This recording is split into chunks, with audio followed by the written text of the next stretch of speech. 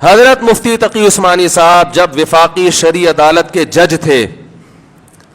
General Zia الحق نے وفاقی شرعی عدالت بنائی اور اس کا جج بنا دیا حضرت مفتی تقی عثمانی صاحب کو،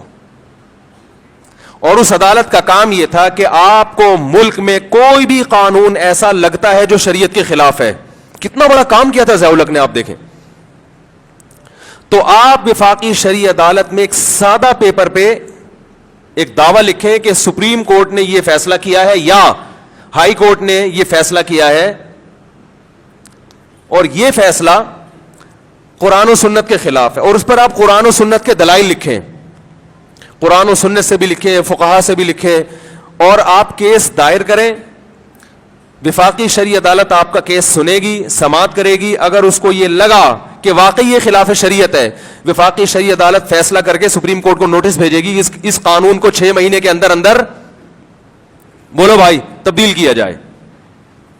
اگر سپریم کورٹ نے اس پہ ایکشن نہیں لیا تو 6 مہینے بعد وہ قانون خود بخود کالعدم ہو جائے گا۔ حضرت اقدس حضرت مفتی تقی عثمانی صاحب فرماتے ہیں کہ میں بہت لوگوں کے پاس گیا کہ جب تک میں وفاقی شرعی عدالت میں بیٹھا ہوا ہوں، اللہ کا واسطہ جو قانون خلاف شریعت لگے اس پہ کیس کر کے ابھی کروا لو، بہت حد تک ملک میں جو نظام ہے اسلامی ہو جائے گا۔ لیکن فرمایا کہ بہت کم رزلٹ آیا اس کا، جو صبح و شام اسلام کے دھرنے، اسلام کی باتیں اور اسلام چاہیے، جب ایک لیگل قانونی طریقے سے ان کو اسلام نافذ کرنے کا موقع ملا تو انہوں نے دلچسپی بولو بھائی نہیں لی۔ اور حیرت کی بات یہ ہے کہ کچھ شقے 119 جزیات تھے جو چینج ہو گئے، 119 قوانین چینج بھی ہوئے ہیں، لیکن بہت بڑے بڑے قوانین نہیں چینج ہو سکے۔ تقریریں کرنا آسان ہے، کام کرنا مشکل ہے، حالانکہ وہ کام بھی بہت آسان تھا۔ اس سے معلوم ہوتا ہے کہ ہم خود اسلام نافذ کرنے میں مخلص